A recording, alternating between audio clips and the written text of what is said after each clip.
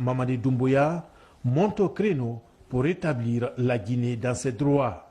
Ces investissements devraient faire non pas au détriment de la Guinée, mais également à son profit.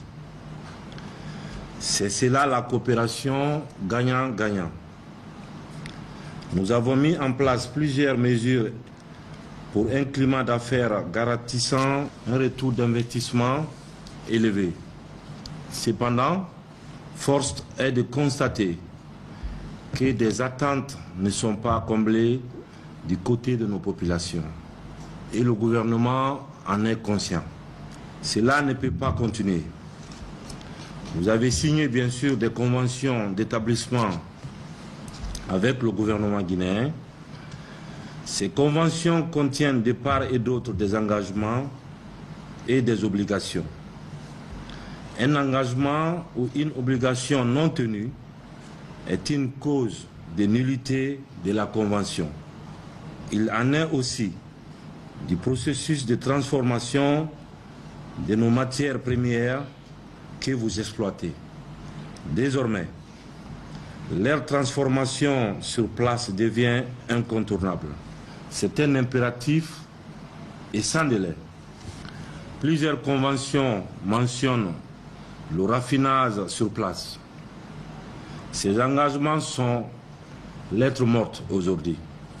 Pour ce faire, j'instruis le gouvernement de faire une évaluation des conventions par des cabinets spécialisés de manière à rétablir l'équité des relations entre vos sociétés et la République de Guinée. La Guinée reste fidèle à ses engagements signés avec tous les partenaires. Des mesures idoines doivent être prises avec toutes les parties prenantes pour le respect à tous les niveaux de ces engagements.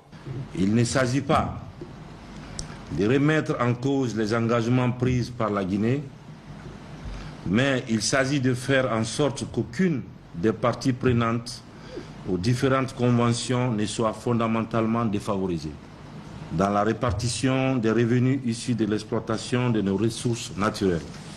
Pour y arriver, le gouvernement prendra toutes ses responsabilités afin de faciliter la mise en œuvre des usines de raffinerie en République de Guinée. L'État jouera tout son rôle afin de créer les conditions de développement d'un corridor de prospérité.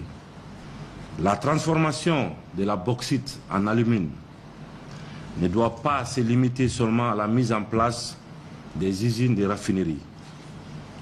Toutes les matières premières et produits rentrant dans la transformation doivent être produits sur place.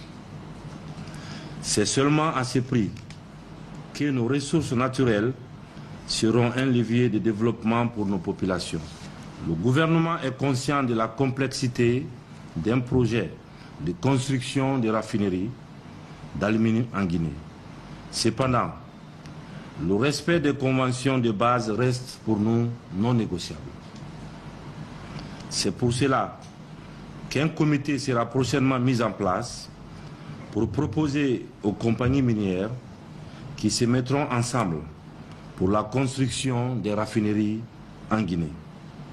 Au cours des discussions, un chronogramme, je dis bien un chronogramme détaillé et précis dont le gouvernement sera le garant du respect des délais contractuels devrait être signé entre toutes les parties prenantes. Tout manquement au respect des délais de construction des raffineries se traduira par des pénalités requises. En dépit du boom minier du secteur bauxitique, force est de constater que les revenus escomptés sont en deçà des attentes. Vous et nous ne pouvons plus continuer à ce jeu de dupes qui perpétue une grande inégalité dans nos relations. Il faut la corriger et c'est maintenant. Je vous invite à cette démarche qui devient un impératif catégorique et non négociable. Et ce, avant la fin du mois de mai. C'est-à-dire, on est en avril, c'est d'ici la fin du mois prochain.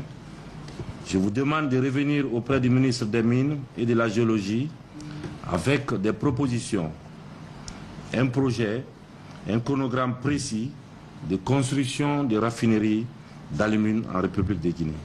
Ainsi, le chef de l'État, colonel Mamadi Doumbouya, ouvre un autre chantier de moralisation de la chose publique. L'ambition est de permettre au pays, qualifié de scandale géologique, de tirer profit de ces immenses ressources naturelles qui, malheureusement, sont mal exploitées depuis des décennies.